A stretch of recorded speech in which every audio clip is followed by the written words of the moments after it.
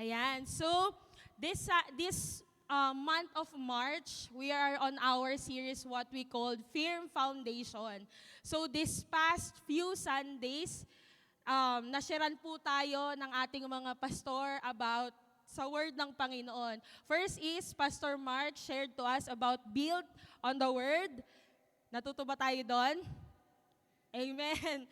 And the next Sunday, Pastor Marvin shared to us God's formula to true success. Then, the third Sunday, Pastor Mark shared to us the scripture, our final authority in life. And last Sunday lang, Pastora Grace shared to us the Word of God as a compass. So ngayon pong hapon na to, about pa rin po sa Word ng Panginoon yung pag-aaralan natin. But this Sunday, ang gagawin po natin is iibahin lang po natin yung perspective natin every time that we will read and we will remember the Bible. So ready na ba kayo? Ready na ba kayo, guys? So, before I proceed, my question muna ako sa inyo. Sino po dito nakatanggap na ng love letter? Oh, wala mo Ay, meron. May dalawang dalaga sa taas. Wala, bukod sa kanila, meron po ba sa inyo na naka-receive na ng love letter?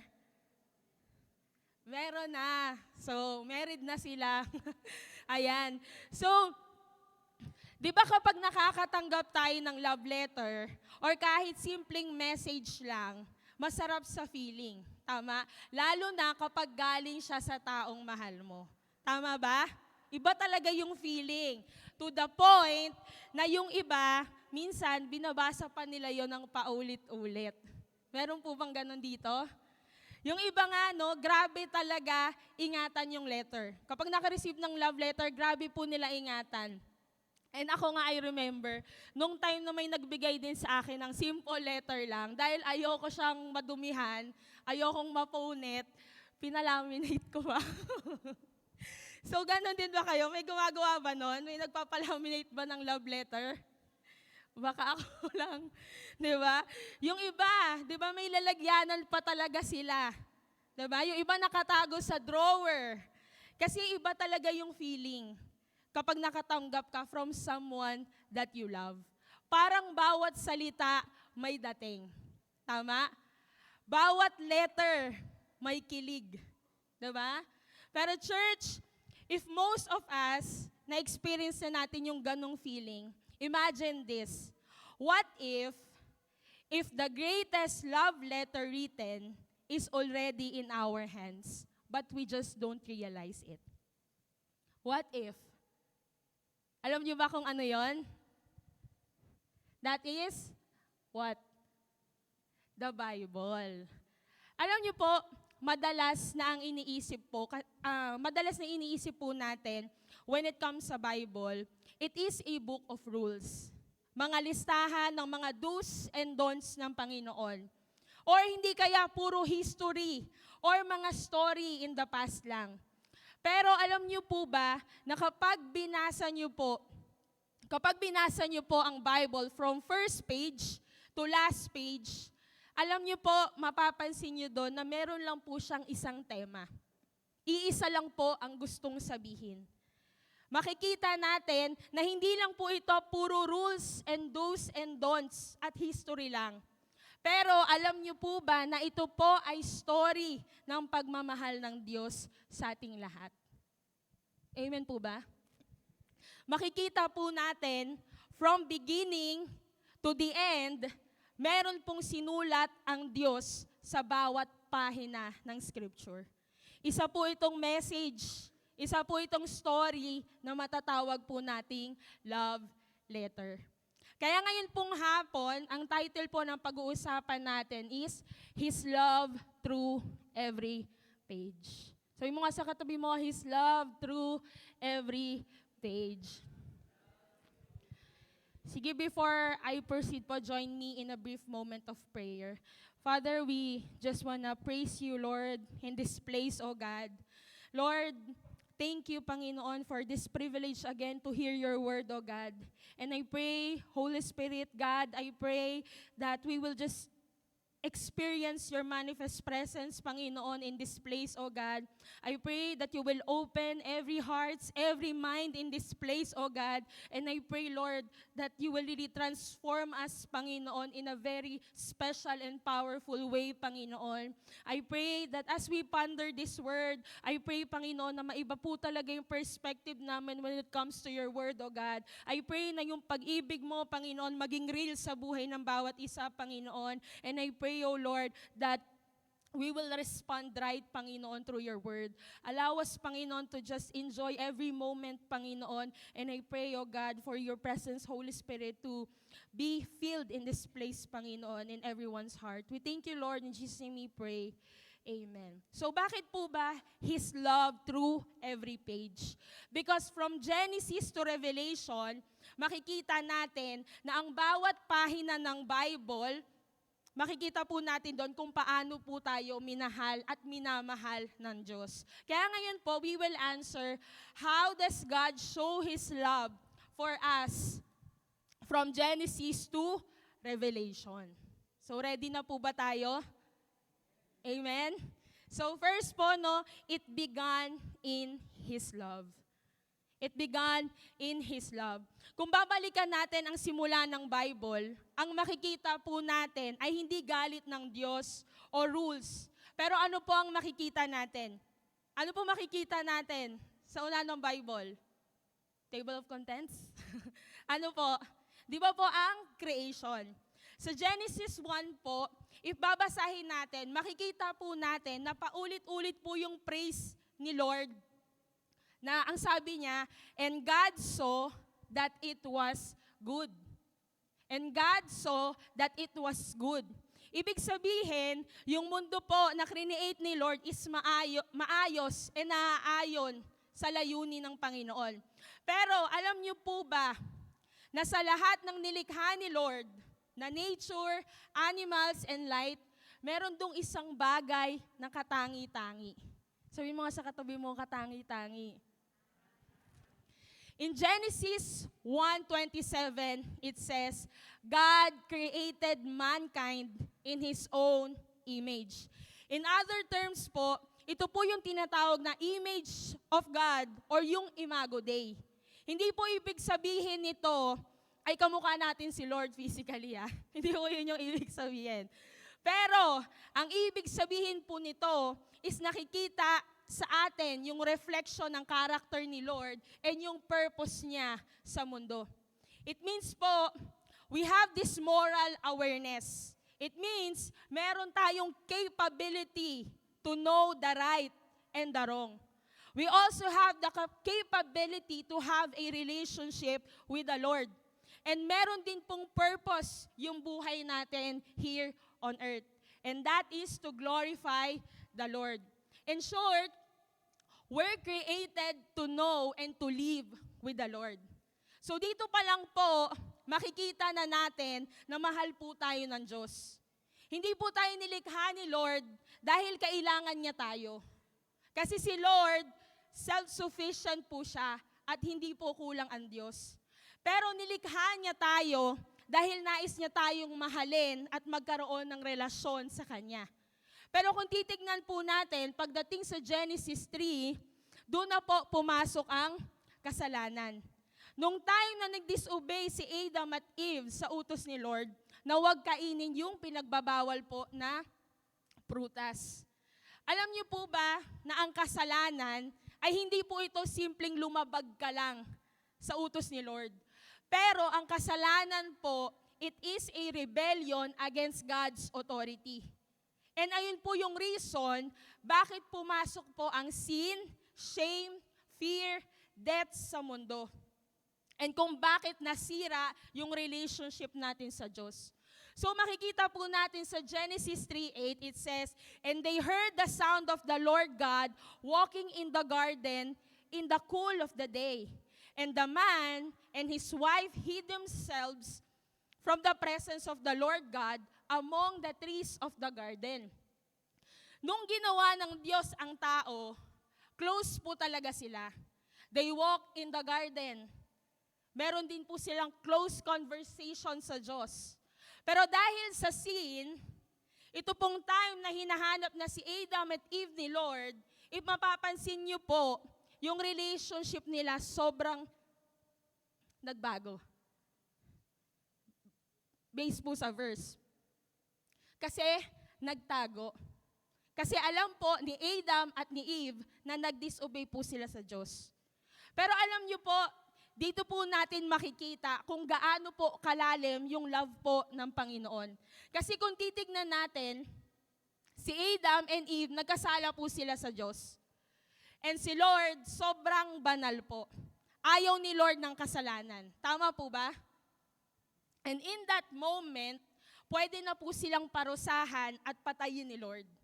It means, dito pa lang sa ginawa nila Adam and Eve, pwede na pong tapusin ni Lord ang story ng tao. Pero hindi po yun ang ginawa ni Lord. Kasi in Genesis 3:15 po, makikita natin, sabi po doon, "And I will put enmity between you and the woman, and between your offspring and hers. He will crush your head, and you will strike his heel." So habang kinakausap niya yung ahas, ang sabi po ng Lord, "He will crush your head, and you will strike his heel." So ito pong sinabi ni Lord ay isa pong prophetic promise. Kasi kung mapapansin nyo din po, yung sinabi ni Lord na offspring ng woman, ang tinutukoy po ni Lord dito is yung darating po na tagapagligtas. Sabi ni Lord, ikakrush niya yung head ng snake. So, symbolism po siya na matatalo ng paparating na tagapagligtas si Satan and even the death. Yung sinabi naman po dito na mai-strike yung heel niya, ang ibig pong sabihin dito ay yung mangyayaring suffering ng paparating na Messiah. In short, kung o-observe natin, kahit kakapasok lang ng kasalanan sa mundo, si Lord po, sinasabi na po niya yung magiging plano niya para sa kaligtasan ng sanlibutan. Amen. Ito po yung tinatawag nilang proto-evangelium. It means the first gospel. It means po, sa simula pa lang, andun na pala talaga yung gospel. Alam niyo po ano yung na-realize ko nung inaaral ko po to? Si Lord, hindi niya hinihintay na maging okay muna yung isang tao bago niya mahalin. Pero minamahal na niya kahit na nagkasala na tayo. It means po, hindi po tayo mahal lang ni Lord kasi good people tayo, or dahil perfect people tayo, or dahil hindi tayo nagkakasala. Pero makikita natin na yung love ni Lord is based sa kung sino siya. Na He is truly a God of love. For example po, di ba yung mga tatay, kapag tinuturuan nila yung mga anak nila na maglakad, syempre, yung bata, madadapa talaga siya. Matutumba talaga siya. So kapag nadapa at natumba yung bata, ano po yung usually na reaction or response ng tatay? Anong gagawin niya? Sasabihin niya ba, next time na lang kita i-help pag kaya mo na. Ganun ba yon? Kasi ang tatay po, no, kapag nakita niya na bumagsak yung anak niya, tatakbo agad yan. Diba? Tapos bubuhatin niya, tapos tutulungan niya yung anak niya. Kasi gano'n yung ginagawa ng papa ko sa akin. Gano'n din po ba sa inyo? Diba? Kasi I believe gano'n ang mga tatay. Tama? So gano'n po yung ginawa ni Lord sa Genesis. Kasi nadapa ang tao sa kasalanan. Pero ang unang ginawa ni Lord ay nagbigay ng promise na ililigtas niya ang sanlibutan. Kaya sobrang importante po na naiintindihan po natin to. Kasi alam niyo po, probably, maraming tao ang nag-iisip na yung Bible po nagsisimula sa rules. Pero based po sa discussion po natin, makikita natin na hindi yun totoo. Kasi nagsimula po ang Bible sa relationship. Amen po ba? Kasi hindi naman po ang unang message ng Panginoon is magpakabait ka para mahalin kita. Pero nakita po natin kanina sa Genesis pa lang na ang message talaga ni Lord is mahal ka ng Diyos, kaya kanya ginawa. Amen ba? At makikita din natin na kahit nasira na yung relationship natin sa Kanya because of sin, gumawa pa din siya ng way para makabalik tayo sa Kanya. Kaya church, sobrang importante na naiintindihan natin to. Kasi baka meron din sa atin dito na iniisip na, Hindi ka mahal ni Lord kasi failure ka. Ang dami mo ng kasalanan na ginagawa. Lahat ng ginagawa mo sa life is fail. Sa career mo, sa school mo, or sa family mo, you feel failure and you feel you're not enough. But the Bible is telling us, based sa Genesis pa lang, na hindi nagsimula yung story mo or yung buhay mo sa failure mo or sa inadequacy mo. Nagsimula to sa pag-ibig ng Diyos na lumikha sa'yo. Amen ba? So bago ka pa ipanganak dito sa mundo, bago ka pa gumawa ng mga bagay na tama at mali, minahal na po tayo ng Diyos. Kaya church, kung gusto mong malaman kung gaano ka kahalaga, huwag mong tignan yung opinion ng ibang tao o yung failures mo. Tignan mo si Lord na gumawa sa'yo. Amen? Kaya church, kung bubuksan natin ang unang pahina ng Bible, makikita natin na ang kwento ng Diyos sa tao ay nagsimula sa isang malinaw na katotohanan na bago pa man tayo magkasala, mahal na talaga tayo ng Diyos. Amen po ba? So nakita natin na kung nagsimula ang kwento sa love ni Lord dahil sa pag-create niya sa atin, makikita natin sa mga susunod pang pahina ng Bible na hindi tumigil ang pag-ibig ni Lord para sa atin. So how does God show His love to us from Genesis to Revelation? Second, it continued in His pursuit. So pagkatapos po ng Genesis, hindi po nawala ang problema ng kasalanan ng tao. Kasi if titignan natin, habang tumatagal ang story sa Bible, makikita natin na paulit-ulit lumalayo ang tao sa Diyos. Pero alam niyo po ba kung ano ang nakaka-amaze sa story po ng Scripture?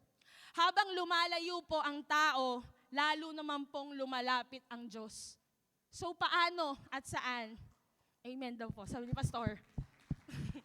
So first is, God rescues His people from slavery.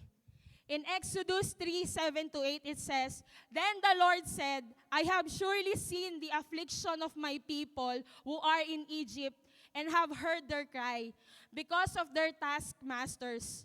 I know their sufferings, and I have come down to deliver them out of the hand of the Egyptians, and to bring them up out of the land to a good and broad land, and a land flowing with milk and honey, to the place of the Canaanites, Hittites, Amorites, Perizzites, Hivites, and the Jebusites." So, if you know Joseph the Dreamer po, no?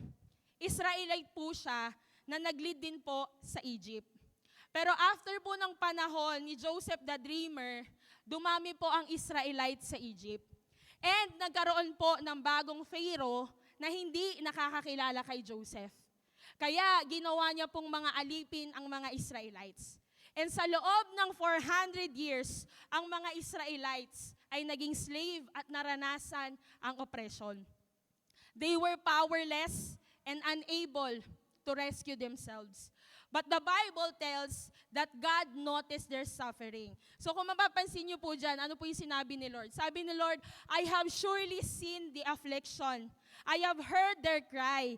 I know their sufferings. I have come down to deliver them. And this shows us na yung love ni Lord, hindi po siya passive.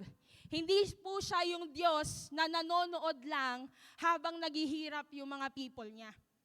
Kaya si Lord, ni-raise niya si Moses na mag-lead sa Israelites para po mapalaya sila. Nagpadala siya ng mga plagues sa Egypt para pakawalan yung mga people niya. Nagkaroon po ng Passover. Inopen ni Lord yung Red Sea para tuluyan na silang makatakas sa slavery.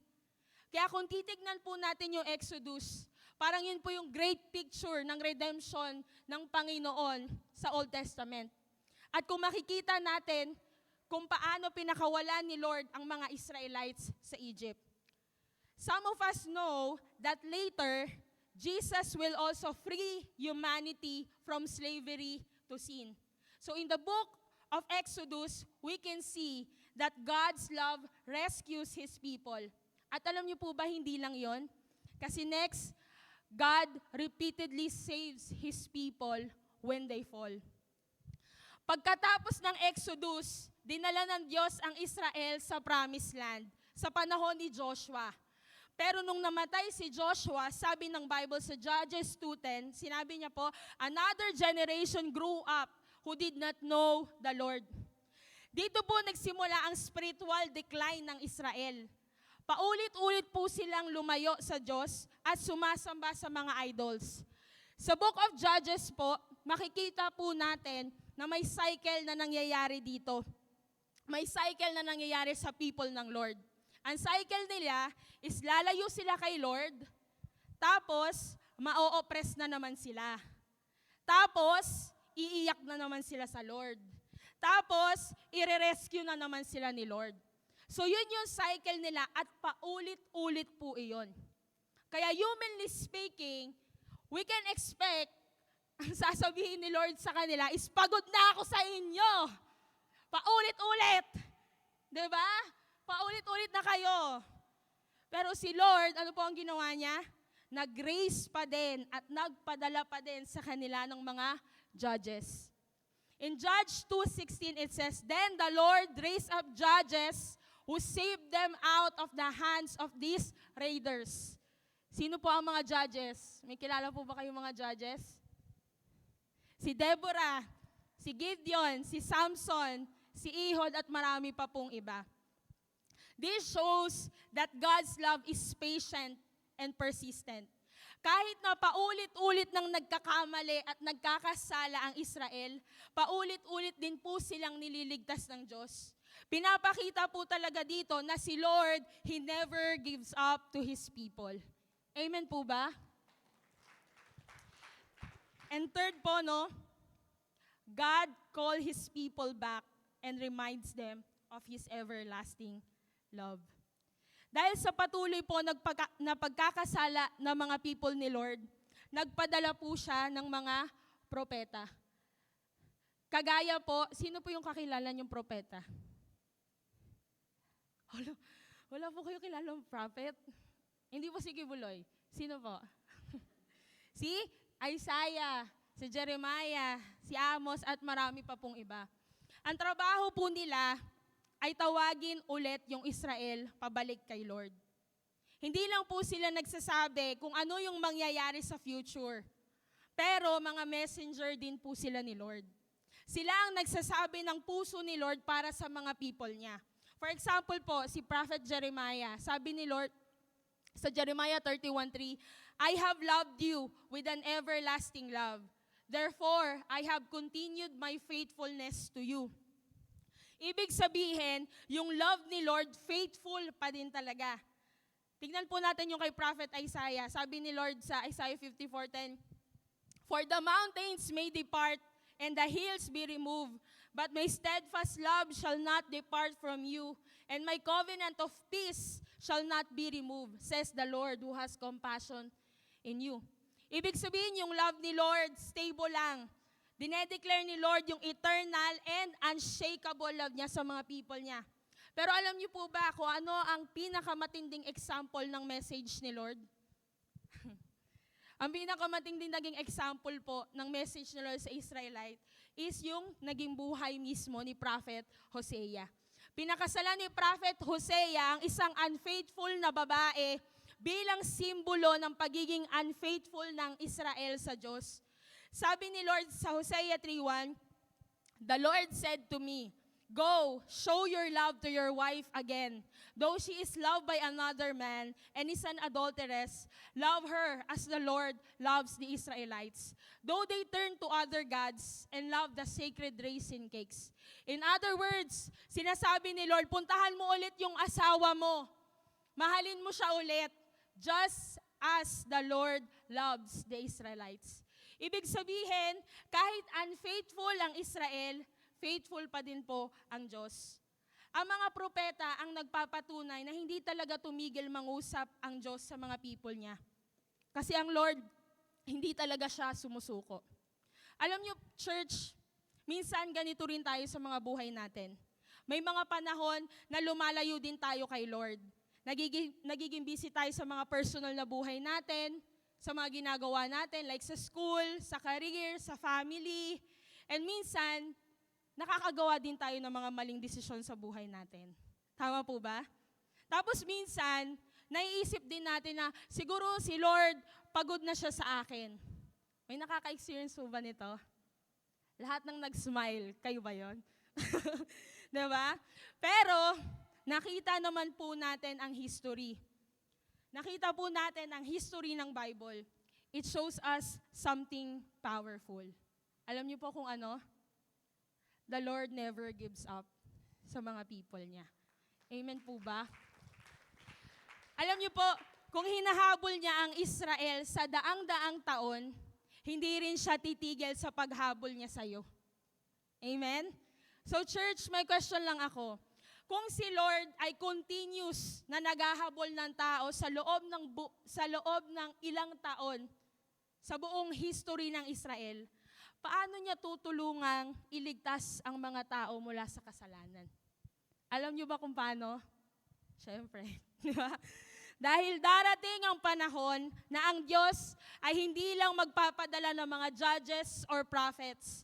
Dahil darating ang panahon na ang Diyos mismo ang papasok sa kasaysayan at doon natin makikita ang pinakamalinaw na pahina kung saan nagpapakita ng kanyang pag-ibig. Kaya how does God show His love to you, to us, from Genesis to Revelation? Third is, it is unfolded in His sacrifice. Kung babalikan natin ang buong kwento ng Old Testament, mapapansin po natin na parang lahat ay naghahanda sa isang malaking moment. Diba? Sabi mo nga sa katabi mo, anong moment? So sa Exodus po, nagpadala ang Diyos ng deliverer na si Moses. Sa Judges, nagpadala po siya ng mga rescuers. Sa mga prophets, paulit-ulit niyang sinasabi na magpapadala po siya ng Messiah. So ang tanong ng buong Old Testament ay kailan ba talaga darating ang tagapagligtas? Pero di nila alam na pagkatapos ng maraming siglo na paghihintay, darating na po ang tagapagligtas. At alam po natin na dumating na po siya. At siya po ay si Jesus. Sabi po sa John chapter 1 verse 41, the Word became flesh and dwelt among us. So yung word po na sinasabi dito ay si Jesus. Ibig pong sabihin, ang Diyos ay hindi lang po nagsalita sa langit. Ang Diyos mismo ay pumasok sa mundo. Bumaba po siya dito. And ang nakaka-amaze po, kasi hindi po siya pumunta dito bilang hari na nakatira po sa palasyo. Pero pumunta po siya dito as a baby in a manger. Diba? Lumaki din po siya, kagaya natin. Lumaki po siya sa isang pamilya at namuhay kasama ng mga ordinaryong tao na kagaya po natin. Ito nga po yung tinatawag nilang incarnation, na yung Diyos naging tao. So bakit po ito ginawa ng Diyos? Kasi po, gusto niya pong mapalapit sa atin. And kung titignan din po natin, si Jesus po ang fulfillment sa lahat ng pangako sa Old Testament. Kung ang mga judges ay temporary deliverers, si Jesus naman po ang final savior. Kung yung mga prophets po ang nagdadala ng message ni Lord, si Jesus po, siya po ang mismong word. Amen po ba?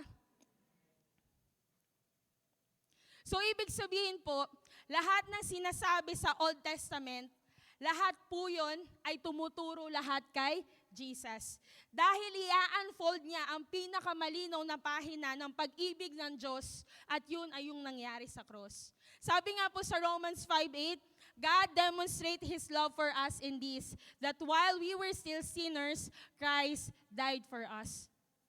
Hindi po sinabi ng verse na Christ died for us when we became good. Hindi rin po sinabi na Christ died for us when we deserved it. Pero ang sinabi po ng Bible, namatay po siya while we were still sinners. Ibig sabihin, habang lumalayo po tayo sa Diyos, habang makasalanan pa tayo, ibinigay na niya ang kaisa-isa niyang anak para sa atin. Sa cross po, amen po. Sa cross po, yung love ni Lord, hindi niya lang po sinabi, pero pinakita niya po sa atin. Imagine, yung taong mahal mo, sinabi sa'yo na mahal kita. Di ba ang sarap pakinggan Di ba nakakakilig? Pero ibang level kapag ang sinabi sa'yo is handa akong ibigay ang buhay ko para sa'yo. Handa akong mamatay para sa'yo. Diba? Iba pong level yon. Pero sa cross, nakita po natin na ginawa po yun ni Jesus. Alam niyo po, sometimes iniisip natin na yung Bible, puro rules. Yung kapag tinignan mo yung Bible, yung laman, parang tingin mo ang laman lang is bawal to, bawal mong gawin yan, ito yung gawin mo, wag mong gawin yon. Pero kapag binasa mo ang Bible, makikita mo na ang pinakamensahe nito ay hindi rules, kundi redemption. Amen po ba? Kaya kung may moment ka ngayon sa buhay mo na nagdududa ka sa pag-ibig ng Diyos, huwag mong tignan ang circumstances mo. Tignan mo yung cross. Dahil sa cross, malinaw po na sinabi ng Diyos, ganito kita kamahal. Amen po ba? Kaya ang Bible po, ito po ay kwento ng Diyos na nagmahal, naghabol, nagligtas, at nagsakripisyo para po sa ating lahat. So ngayon, church, nakita po natin ang pinakamalalim na pagpapakita ng pag-ibig ng Diyos. Ayun po ang naging sakripisyo ni Jesus sa cross. Nakita po natin na doon sa cross, binayaran ni Jesus ang mga kasalanan natin. Nakita natin na doon po sa cross, ipinakita po niya na handa po siyang ibigay ang lahat para sa atin. But we need to understand na ang cross po, hindi po ito ang ending ng story. Dahil if doon lang po matatapos ang kwento, parang medyo nakakabitin siya. Kasi ang purpose ng Panginoon po is hindi lang po para patawarin tayo. Ang gusto po ni Lord is makasama tayo forever. At yun po ang ipinapakita ng huling pahina ng Bible. So how does God show His love to you from Genesis to Revelation? It says that it will last forever. His love will last forever. So kung babalikan po natin ang book of Genesis, ang plano po ng Diyos ay malinaw. At yun po ay makasama po talaga tayong lahat. Di ba po, diniscuss natin na sa Garden of Eden, makikita po natin na doon kasama ni na Adam and Eve si Lord. Ibig sabihin, yung relationship ng Diyos at tao ay close talaga. Walang hadlang. Pero again po, dahil sa kasalanan, nasira po ang relasyon na yon. Sa Genesis 3:8, makikita po natin na ang tao ay nagtago mula sa presensya ni Lord. Simula po nun, if mapapansin nyo, yung story sa Bible is more on paano talaga tayo makakalapit ulit sa presensya ng Diyos. Makikita po natin ang pattern. Sa Exodus po, gumawa ang Diyos ng tabernacle para makasama niya ang mga Israelites. Sa panahon ng mga kings, nagpatayo si Lord ng temple para doon manahan yung presence niya. Pero kahit na may tabernacle at temple na, may isang problema pa rin. Kasi hindi pa rin talaga ganun makalapit ang tao sa presensya ng Diyos dahil sa kasalanan. Kaya po, dumating si Jesus. Kanina nabanggit ko na po itong verse, yung sa John 1:14, the Word became flesh and dwelt among us. Ang salita pong dwelt, ibig pong sabihin is yung presence po ni Lord ay kasama na ng tao. Pero kahit pagkatapos ng cross at resurrection, meron pa pong isang pangako ang Diyos.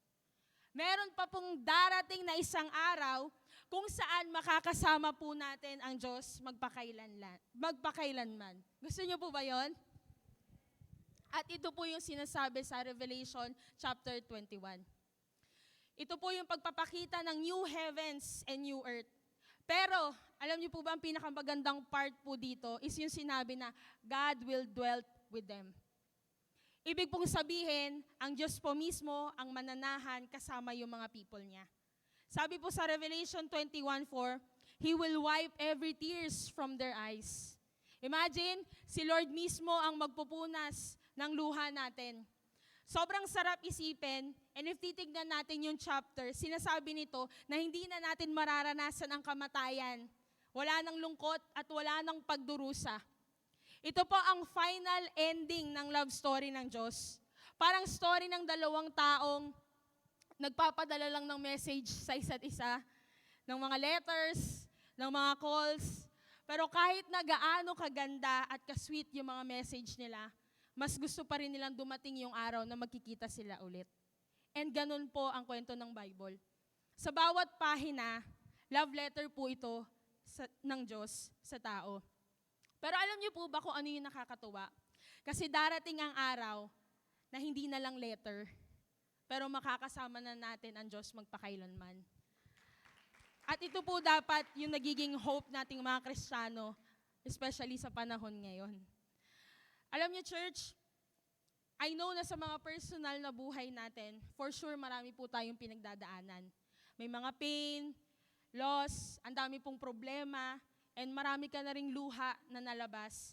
But I want to remind you again, church, hindi ito ang ending ng story ng life natin. Dahil darating ulit si Lord at tatapusin niya lahat ng sakit ng mundo. At darating ang panahon na makakasama na natin siya. Kaya church, it really shows how much the Lord loves us. That He wants us to be with Him. Na kung simula pa lang, sinira ng kasalanan ang relasyon natin sa Kanya, dito pa lang sa word niya, pinakita niya na even Satan destroy it, ang ending, ire-restored pa din niya. And we will be with Him forever. Amen po ba? Kaya sobrang ganda at totoo po yung sinabi ng Book of Romans. Romans 8:38-39. For I am convinced that neither death nor life, neither angels nor demons, neither the present nor the future, nor any powers, neither height nor depth, nor anything else in all creation will be able to separate us from the love of God that is Christ Jesus our Lord. So yung love po ni Lord, eternal and unbreakable. There's this blessed hope for us, church. Babalik muli ang Diyos. Kaya church, as a conclusion, kung babasahin mo ang Bible mula Genesis hanggang Revelation, makikita natin, ito ay isang letter na naglalaman ng pag-ibig ng Lord sa tao. Sa simula pa lang, nilikha na niya tayo dahil sa pag-ibig. Sa kasaysayan, nakita natin na hinahabol niya tayo dahil din sa pag-ibig. Sa cross, doon iniligtas na tayo ng Diyos dahil din sa pag-ibig. At sa dulo, pinakita niya yung pangako niya na makakasama natin siya magpakailanman dahil din sa pag-ibig niya sa atin. Kaya church, ang Bible, hindi po ito collection ng rules ni Lord. Ito po ay love letter ng Diyos sa atin. Sinulat niya po ito simula pa lang, tinupad niya po sa cross, at matatapos po sa eternity. At ang tanong ngayon is hindi na kung mahal ka ba ng Diyos. Dahil nakita naman po natin na malinaw na yon. Mula Genesis hanggang Revelation pa lang, iisa lang ang sigaw ng mga pahina at yun ay mahal ka ng Diyos. Amen po ba? Kaya ang tanong na lang ngayon, is tatanggapin mo ba ang pag-ibig na yon? Dahil ang love letter ng Panginoon ay hindi lang po para basahin. Ito po ay para tanggapin, para paniwalaan, at para po sa buhay. Dahil ang Diyos na sumulat ng kwentong ito, ay siya ring Diyos na patuloy na kumikilos sa buhay mo ngayon. At kung ang pag-ibig niya ay nagsimula bago ka pa ipanganak at magtatagal ng magpakailanman, then there is only one right response na need nating gawin. At yun ay ibigay ang buong buhay natin sa Kanya. Amen po ba? Church, again, ang Bible ay sulat ng pag-ibig ng Diyos. Isinulat sa kasaysayan, pinirmahan ng dugo ni Jesus at tinatakan ng pangakong magpakailanman. So yun lang, church. Have a blessed Sunday.